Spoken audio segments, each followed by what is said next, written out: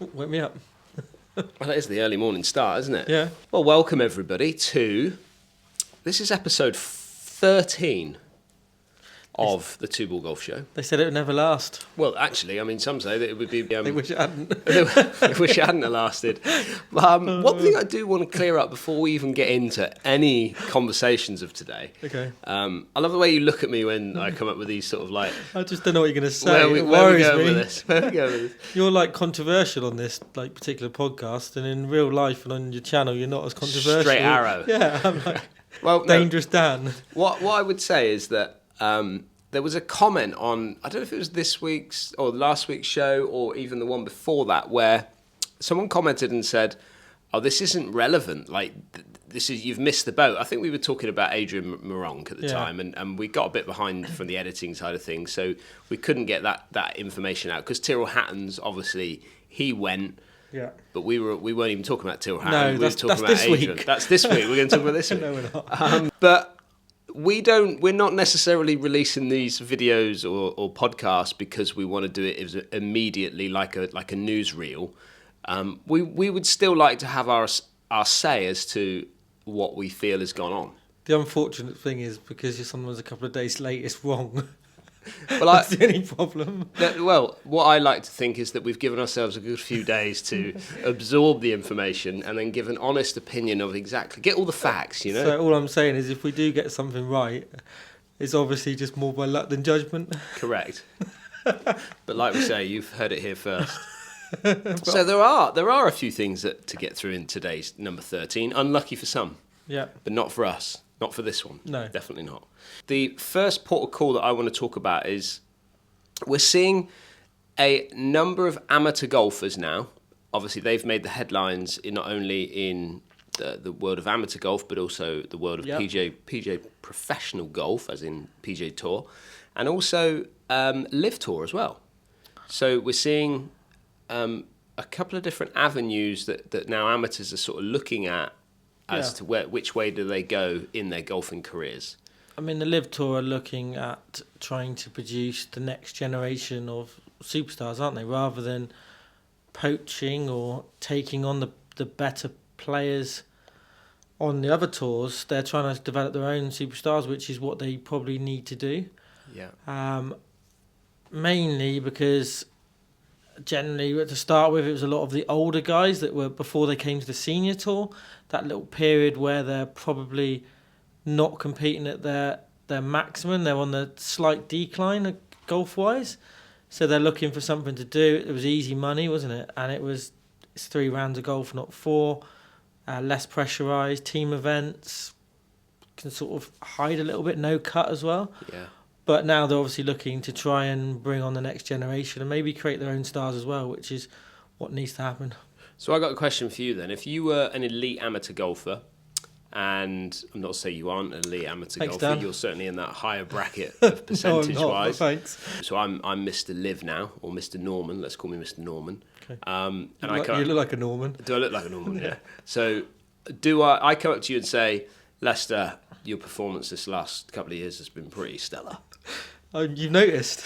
I have noticed. I keep my eyes peeled in the market of amateur golfers, and you, Sunshine, are peeking out at some of the best I've seen. I want to offer you a contract on LIV for the next 2 years. Okay. 2-year deal. I'm probably going to pay you. I'm going to give you $4 million. 4 million in UK pounds, not You've even not been dollars. watching my performances closely enough, I'd say. Well, I'm going to go. My first bid is going to be 4 million for you. Okay, there is no tour school. Okay, I'm guaranteeing you 4 million, and then on top of that, you can then have the chance, if you're good enough, to obviously get in the right team to win even more millions. Yeah. Plus, then if you win some individual stuff, you win even more millions. So there's my offer for you on the table. However, your other offer is because you're pretty good. And, but unfortunately you weren't in the winning Walker Cup team. And therefore, you're not going to get the PGA Tour starts that hopefully you were kind of looking for, or DP World Tour, because, Walker Cup winners get those, not necessarily Walker Cup that didn't quite win. So you have to go to tour school for that. That's going to cost you, I don't know, probably 8 to 10 grand. and then you've got then 6 grueling rounds of golf to potentially get your DP World Tour card. Or if you don't want to go that, you can go over to America and try and do the tour school over there and get your PGA Tour card that way.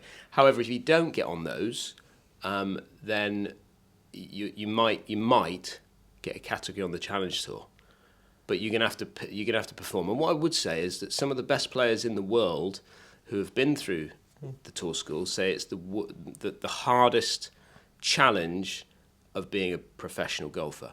What's your thoughts on that? By the way, here's $4 million in a bag. In a bag. In a bag for you. Firstly, probably tune into episode 16 of this podcast. I need to think about it. Yeah, that's probably a good thing. Yeah. If you back yourself as a player, Yeah. and you are an elite amateur, then you wouldn't necessarily have to go through tour school, would you? You're saying I've got the choice of either. So if I was an elite amateur, Yeah. you know, when I mean elite, you know, in the world's top 10 amateur golfers, played Walker Cup, got a bit of name value. There's a bit of buzz about me joining a tour. Yeah. I'm likely to get tour starts, and I believe I've got the ability. Then I'm going to say to your $4 million, no thanks. Yeah. Because I believe that creating a career on the DP World and then on to the PGA Tour ultimately would be more beneficial to me, because I'm not necessarily need to chase the money. The money will come and flow, and I'm never going to be short of money, but I would like to play in the major championships, and I believe my ability, I could win one, which would then mean when LIV come calling, rather than offering me $4 million now, in 5 years' time, that $4 million could be $400 million. Okay. So I would play the long game if I was right at the top of the amateur game. Yeah.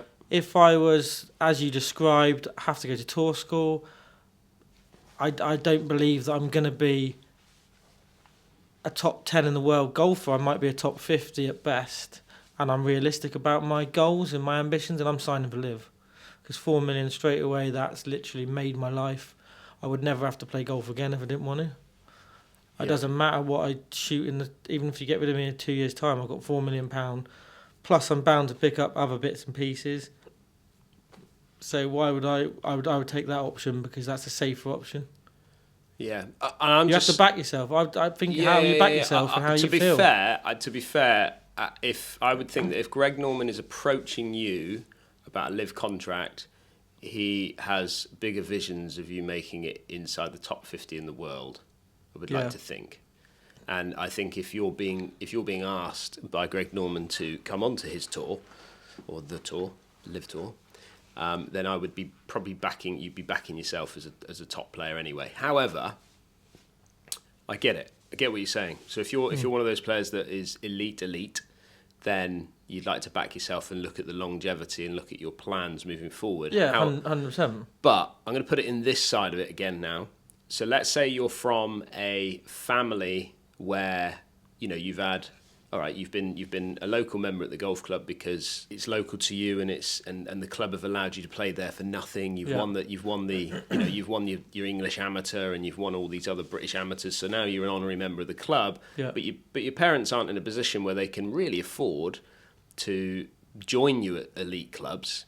You're going to certainly need a lot of money behind you to be able to go on to tour and get your tour card and go on to tour school. Your parents probably can't afford that now.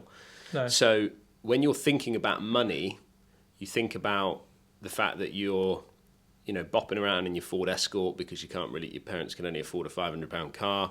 There's a lot. What I'm saying is, there's a lot. We know there's kids like that out there because we grew up with kids like that were, money was tight for a lot of these kids.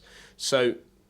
But the cream always rises to the top. The cream always rises to the top. But when you come from no money, do you go for the money? Because ultimately, that's why are you becoming a professional golfer? Why did I turn professional? Why did you turn professional?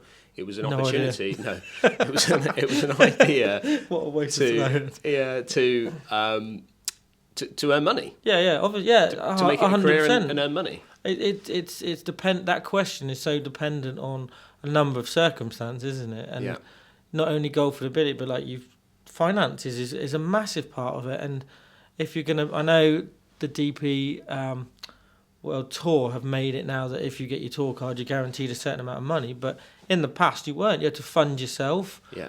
you had to back yourself, and you could have a season on the DP World and what was the European Tour and lose a lot of money, couldn't you? And you could lose a lot of money even just chasing your dreams of going to tour school and trying to play Challenge Tour and Euro Pro and stuff, stuff like that. You could have a 10-year career and owe hundreds of thousands of pounds, couldn't you? Yeah. So it's I think times are changing. Like I'm thinking of a lad now who has just won on the Challenge Tour. Yeah. From Cornwall, Reese Enoch. Yeah. Okay.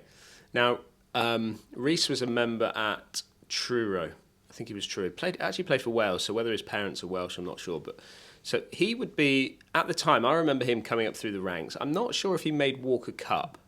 I got a feeling he did make Walker Cup. But anyway, I think he went off, and I think he went to America, but he certainly played for England, and he was an exceptional golfer coming out through the ranks. Like, he was, one to look for. He's just won, like I said, on the Challenge Tour this week. He's won on it before, though, hasn't he? Yeah, but he's won on Years ago. He's won on the old DP World Tour or European Tour. Was he?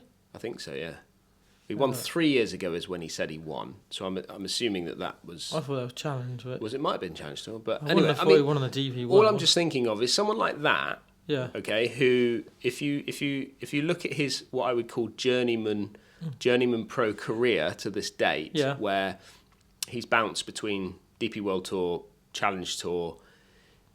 Take him back 10 years. I don't know how old he is now, but take him back. Let's say 10 years when he's just coming out in the pro ranks. If he was coming out into the pro ranks now, and someone said to him, come on, John Ram phones you up and says, come play over and come and play on the Legionnaires. Are they Legionnaire team? I can't think of what they call Legions. Legionnaire. That's a new airline, isn't it? Is that Legionnaire? Come and join our team. Do you know what I mean? Like, nothing's guaranteed, is it? Even like a Danny Willett is another prime example, who was world #1 amateur. When I went to tour school with Paul at second stage, he was there. Yeah. And so was Shane Lowry. They were all at tour school. But I would rather have he's won a Masters, isn't he? I'd rather have a major championship than £50 million in the bank. If you give me the choice now and went, right, you can be sat here as a former Open champion, or you got 50 million in the bank, I would much prefer to be Open champion. Yeah. Maybe that's just. Well, I'm not getting at that really. I think probably the angle that I'm getting at here is that there is another avenue at this moment in time that is almost like a stress-free avenue. But when he was at that point in his career, he would have to make a decision whether he thinks he's good enough. To be completely elite, and he's going to make the longevity of his career is going to be worth more than taking a quick buck, and how much that money is obviously dependent on what you feel, isn't it? Yeah. Because if they'd have offered him $500,000, you'd be like, no, I'm going to win that in one half decent season. But if it was 10 million, you might be like, oh, am I going to earn 10 million? Do I need 10 million more than everyone's got a price, haven't they? Yeah. I'm pretty sure if they came into Woods and went, we're going to give you, I don't know, £100 billion, he's going to be like, oh, I'll take it. Everyone's got a price. Yeah. They obviously, LIV have to decide whether your price is worth what you want. I mean, and Wyndham Clark's a good example, isn't he? Yeah. From the reports, he was on the verge of joining LIV before I think Hatton took his place, but they offered him come in with an offer, and he wanted double the offer, and the reports are he wanted around about 100 million, and they were like, no, I'm not paying that, and then went elsewhere, and then now he just won this week, isn't he? But I mean, he obviously had a price that he felt his career or what he was worth, and they didn't meet it, so he said no. Yeah. Which fair play to him to sticking to principles and not necessarily sticking to principles, but sticking on what you feel like you're worth yourself and to them, and then go, no, I'm not taking your offer. So then the other thing is what does so if you think about John Ram's team now, you've got two headline players, John Ram, Tyrrell Hatton, and then you've got two youngsters coming up through the ranks. Yeah. Do you think actually that the restructuring of LIV should be in that form? Two elite players, two headline players, two amateurs coming up through the ranks or two youngsters coming up through the ranks. Would that be more of a growing? Because I mean, you know, the other flip side of it is that you've got. I mean, to be fair, you know, you've got Sam Horsfield who is in the Majestics team, but you've got your Poulter, your Westwood, and your Hendriksen. You know, they're a bit. Yeah, they're good players, and obviously they're good players, but they're the old club. They're just grouping them together in either mates or from the same country, or there's some sort of link to every person in the team, isn't there? There's no randoms. There's very few randoms thrown together. Yeah. It tends to be there's a reason, or there appears to be a reason they're together.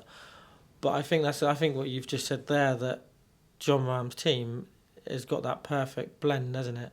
Those two golfers hanging around with them they're gonna improve because they're hanging around with elite players, and I presume they'll travel together and they'll they'll get used to winning. So exactly, I mean, they'll see winning in their camp. Yeah, winning is a great feeling, and winning breeds winning, doesn't it? Yeah. So I mean, it's probably a way to go. Would Liv prefer to get rid of those two youngsters and bring in Rory McIlroy and, you know, Justin Thomas? Yeah, probably. Yeah.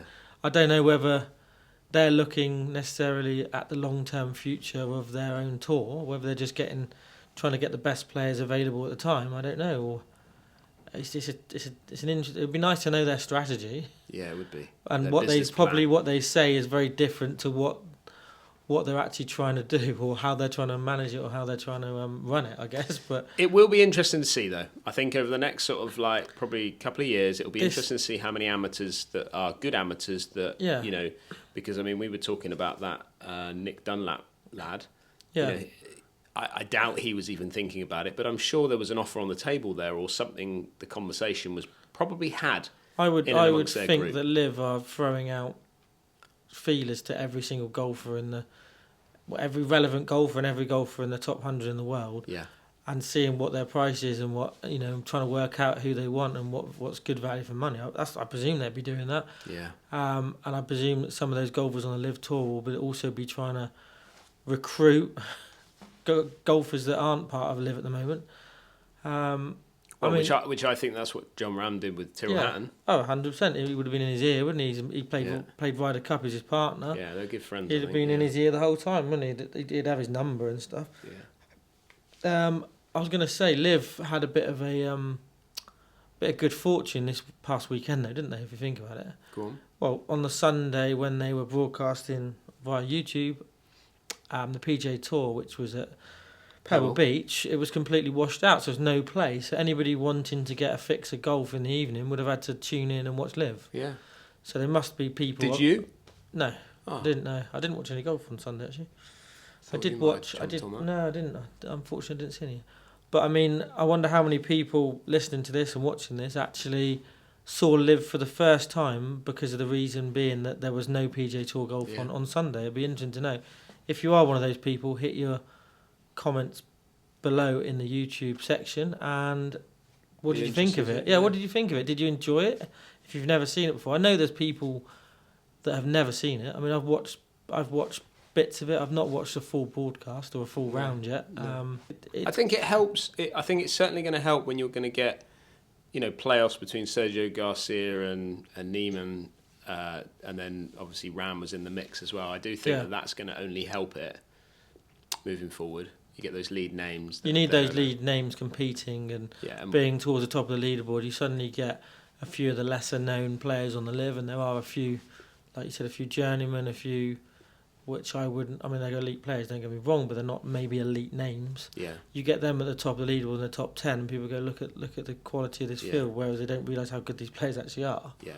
Agree. So you do need those big names prominent on the leaderboard to push more people towards that tour. Definitely. I've got some exciting news for you. Yeah. Just to chuck us off completely off tangent here a little bit. We're off to PXG. We are, yeah. This week. Yeah. The London store, which is a relatively new store that they opened, I think, at the end of last year. Yeah. So you've got a PXG driver in the bag, haven't you? No. Is that hot news? No. I haven't done a video yet on it, but no. I've always been a fan. I mean, I use sub 70 irons. I've got a deal with sub 70 which I can use and play whatever clubs I want. I've loved the irons, don't get me wrong. The irons are brilliant and they've remained in my bag.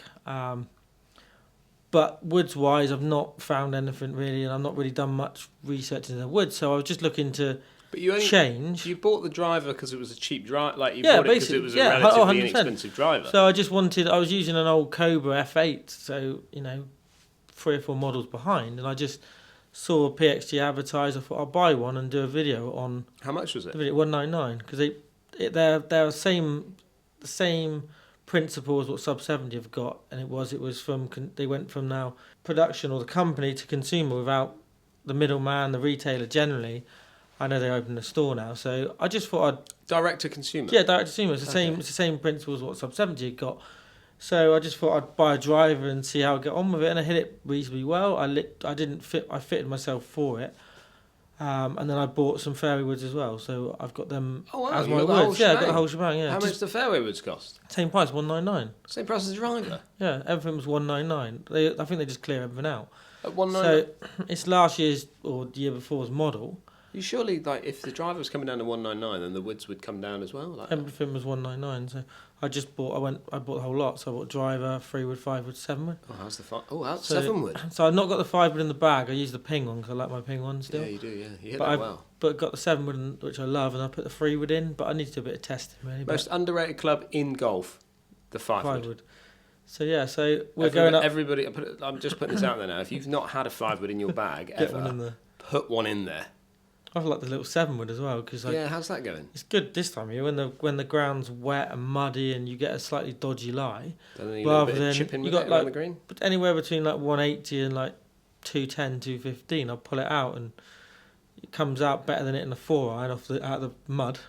Well, what's good about the 7 wood and why you see a lot of people using it is because as you say, miss-hit a 4-iron, you're going to lose a massive amount of ball speed. Okay, you could go into a hybrid and you could miss-hit a hybrid and still maintain the ball speed, but because the CG on the 7 wood is pushed so far back in comparison to, let's say, a hybrid, which is closer to the face, it just means that you're going to have a little bit more MOI, you're going to have a little bit more stability, and you're going to have probably a little bit more spin, which is going to keep it, the more spin you have, the more you can start to keep it a bit more on the straight and narrow and control the shot a little bit more. So you see a lot of golfers out on tour with sneakily under head covers with 7 woods. Yeah. And now Bernie snuck one in there as well. So we're going up. How far does it go? Depends on it. I can hit it anywhere between 180 and about 215. And you can see why Greg Norman's like eyeing you up for the LIV, hasn't he? He's not getting anywhere near my price at the moment. Is he not? No. 4 mil, not hitting it. No. Not hitting it. So we're going to go up there and see PXG. I've experimented with one set of irons, it was the only test that I've ever done where I've hit a drone out of the sky. Yeah, I remember that. Do you remember that one? Yeah. Really upset Lee, that did. It was not surprised, it was his. I had to buy the drone off him. In fact, no, I didn't buy it off him. I had to buy him a new drone, and then I kept that drone, which we got it back up and running, but it took a pounding. It was a little bit temperamental, if I remember, wasn't it? It would just go away. It would. I remember when we were over in France. Were you on that trip? I can't remember if you were on that trip, but we were over in France, and I flew it out. I thought, I'll fly the drone out off the beach, take it out to sea, and then bring it back, and then reveal the golf course with this drone. Anyway, I got it out there, and it started messing about. It got out of control a little bit. So I thought, I'll bring it back in, and then it decided it was going to try and land in the water. In the water. So I'm managing to fly it, and as I'm flying it in, it's getting lower and lower and lower to the point where the waves are literally clipping it as it's coming through now. Nice shot though. It was. It was like a scene out of one of those war movies as it's coming up the beach, It was, but anyway, I managed to crash land it onto the beach and saved it. But yeah, I see why we called it Lee now, because it had a mind of its own. It did what it wanted. Did its own thing. So yeah, PXG, they've got a store and it's not a range, so it'd be an interesting experience. This one, I'm going to go up and do, because obviously we're doing the build the bag for this year. Yeah. So. I'm going to go and do an iron fitting, and I want to do a driver fitting because they're really excited about their new driver. And then I want to get you in there and film you doing almost like a test with your 199 driver versus their current one to see what see what it does. That's a good video for you, I think. Yeah. You'll have that. You have that one filmed before you're doing the other one. Yeah. So you're gonna have to store it. Yeah, no, or you're gonna have to do one really quickly and haven't test got it. time, Dan. I was a busy man. Busy man. But the last time I tested PXG was obviously that time at Torquay where I smashed it out of the drone out of the sky. Yeah. And I still believe, and this is why I'm quite excited to go up and see them, really, because I still believe that it was the softest feeling iron I'd ever tested. And it's hard, isn't it, when you haven't got them to test against each other there and then. But at that moment in time, I thought, crikey, I've never felt anything. So you're considering putting them in your bag?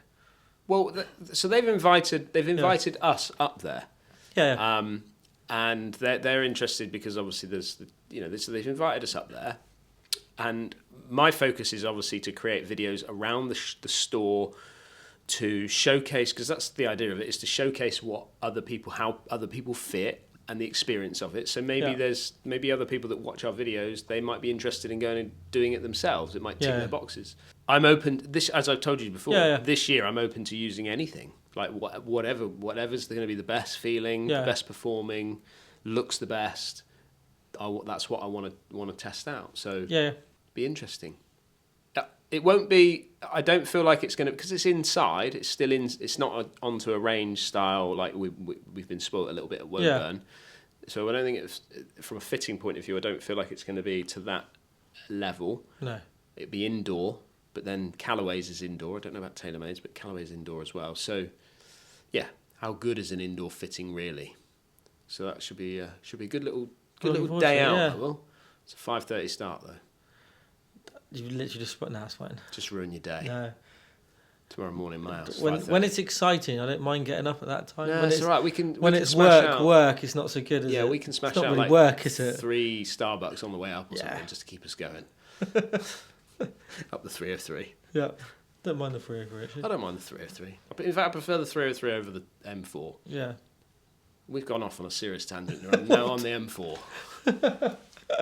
I just want to talk about a rising star in the game as well. We've talked about earlier in this podcast about leading amateurs and making the step up and what's the best avenue to go on. But there's a golfer who, I'll be honest, until late last year, just before the Ryder Cup, I hadn't really heard much about. Oh, I know who you're talking about. Ludvig. Yeah, and he is making serious strides up the world rankings. I know the world rankings is a little bit controversial now with the LIV players not getting any ranking from their events, but he is making some massive strides and he looks like he's going to be a top 10 player. Maybe, it'll be a little bit after this podcast, but it won't be long, and if he carries on, I think he'll be a top 10 player. I mean, that's a massive, massive climb up the I think he is a top 10 player though, isn't he? I don't know, I think he's 11 at the moment.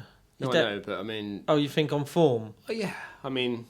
PJ Tour winner, it's one of those things, isn't it, where he had the hype massively about him, but he's lived up to it, hasn't he's lived up to it. If not exceeded it, probably exceeded the hype. I mean, he came right out of the Ryder Cup and then went and won.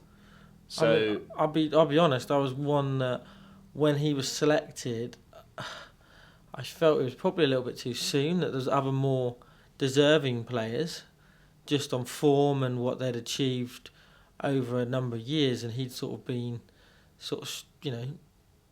Straight out the bat, straight into the team. And I was like, wow. So he must be a serious talent, and he's a serious talent. He is a serious talent. Yeah, I mean the guys, the even when you've got the likes of Rory and Rahm and all these players saying how good, how impressed they are when they watch him play, that does. I think you got to look at that and go, actually, if they're stepping out and saying stuff like that.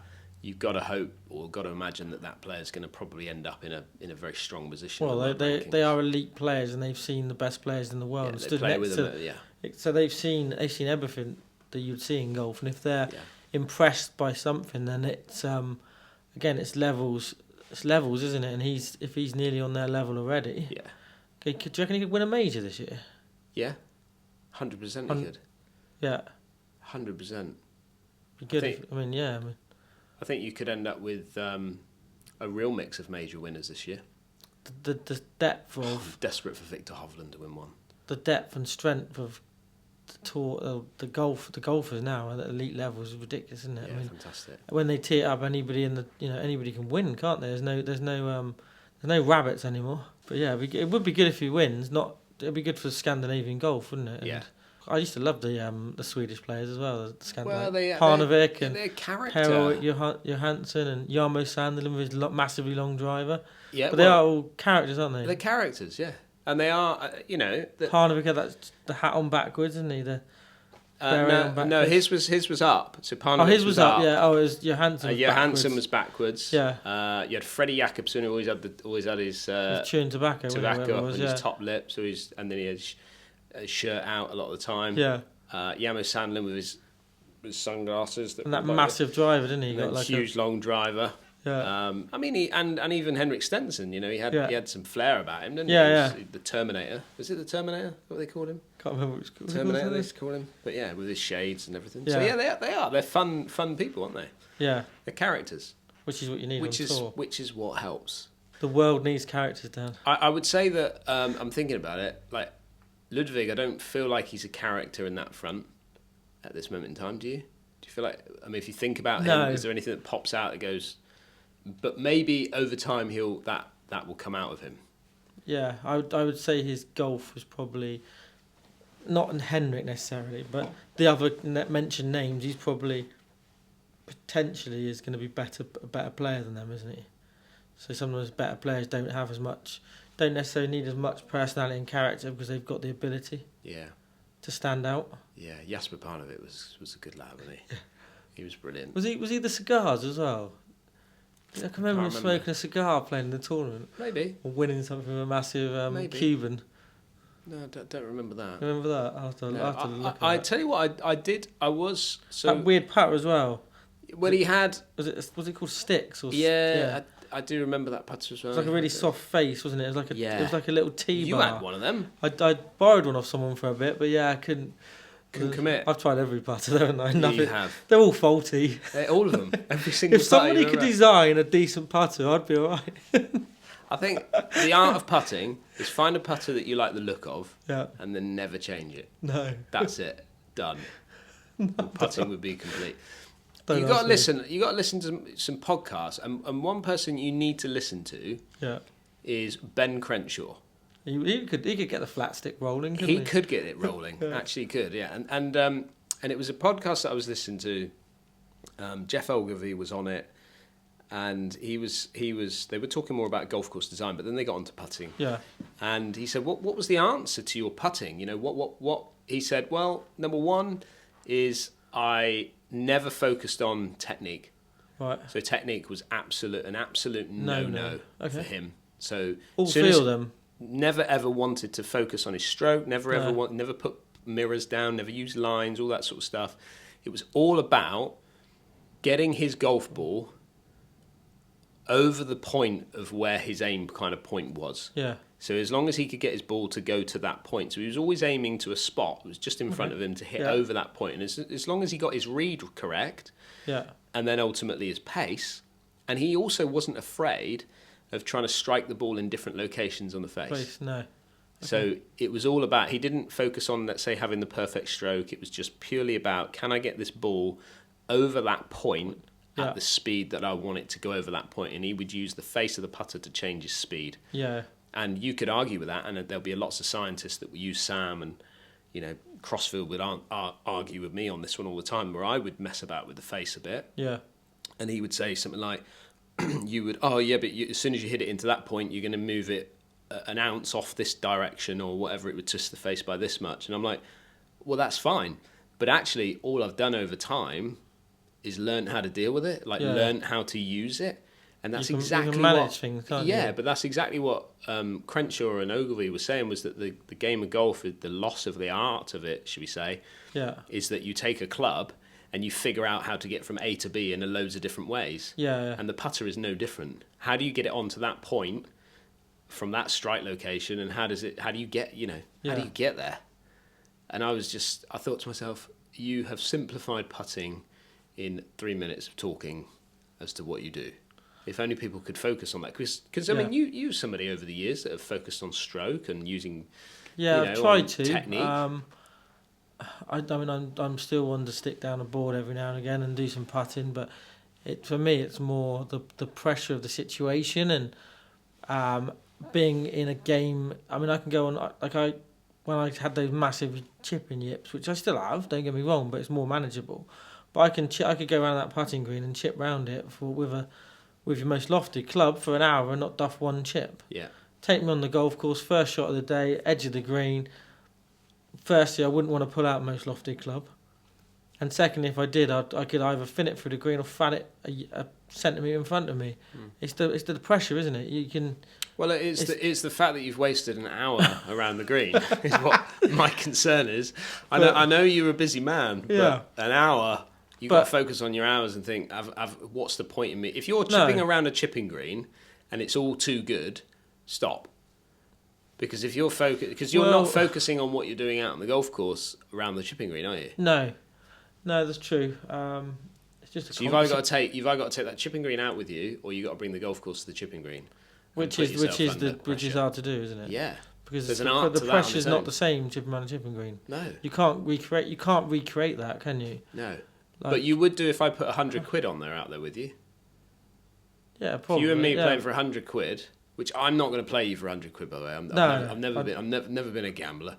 But if I put 100 quid down and said, right, Bernie, I'm playing you for 100 quid, you're going to be starting to feel a little bit like what you would on the golf course. Yeah, it's still different though, isn't it? All right, well maybe it's £1,000 for you. I don't know what I don't know what your threshold is. I don't mean like is, that. It's just different, isn't it? Because there you get different feelings, don't you? So if I'm playing on my own, I have a different feeling to if I'm playing foursomes with somebody and I duff a chip. If I duff it when I'm playing on my own, it hurts, but ultimately it falls on me. But if I duff something as a team, I feel like I've let people down, and that's a different feeling for me. Yeah. Do you ever feel that in football?